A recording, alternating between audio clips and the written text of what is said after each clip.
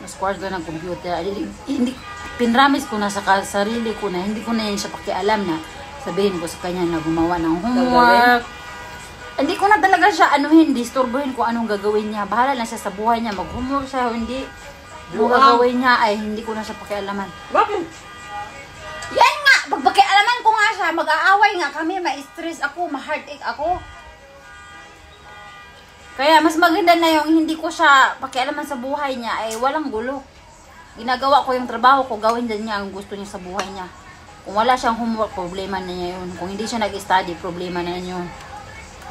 Ganun. Malapot na yung trabaho. Gawa na yun.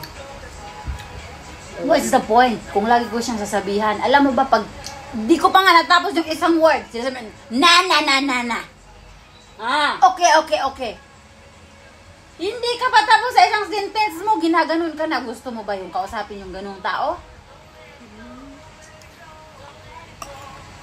Walang mudo yung babaeng yan. Kaya ayoko nang kausapin siya. Ayoko nang... Sabi ko nga sa kanya mula ngayon, you do your own thing. Don't ask me to do anything because when I ask you to do anything, you are rude. You take care your own self. I better take care of the dog. Because the dog, I ask, go and eat your food, go and poop, go and pee, then go and poop and pee. Unlike you, when I ask you to do things, you ask me to stop my mouth, shut up my mouth.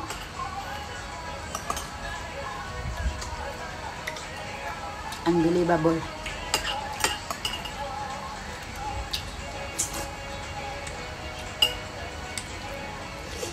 Kaya, yun ang pinaka-the best way na para walang headache, walang heartache, walang stress. Heartache talaga. Hindi mo sila pipilitin kung ano yung gusto mong mangyari. Hayaan mo sila. Sila naman ang magsapol kung hindi sila nag-homework, kung hindi sila nag-study. Sa kanila na yun. Tanungin ka ng amo mo. Hindi ko na yung problema. Yung nung Sabado, tinanong ka? Hindi pa. Yung tumawag si Javier tapos nag-away kayo nasigawan kayo. Ay, sinabi ko nga doon narinig siguro nila yun na malakas yung boses ko. Sabi ko, I don't worry. Ilang buwan na lang. Until this contract, your mommy will kick me out already.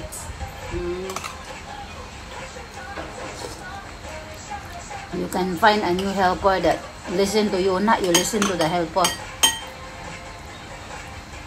O, diba?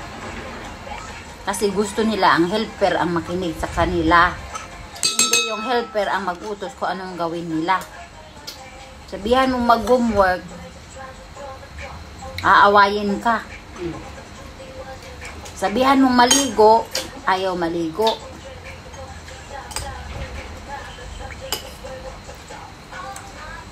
Unsa man yung usal mo, makapautog or unsa man. Guys, unsa yung benefit sa pagkain sa sa salmon. Kala ko ano naman sa AI mo.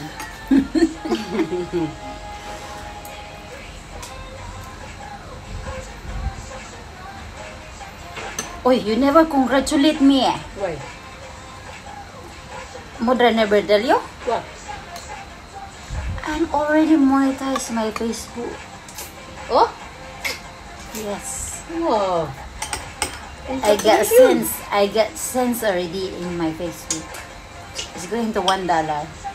Start last night. No. Sunday night. Wow. Na-monetize ako Sunday night. Yung kulang ko na lang yung subscription. Yun. Yun ang natira na. Subscription. Mag-subscribe sa sa page mo? Sa Facebook ko. May bayad lang kayo na. May bayad yun every month. Pero updated ka kung ano yung mga ginagawa ko. Talagang nino-notify ka nila every time. Eh, wala naman ako masyadong importanteng ginagawa. Sino namang mag-subscribe? Malay mo. Hindi mo masasabi yan. Kasi pag-active ka na sa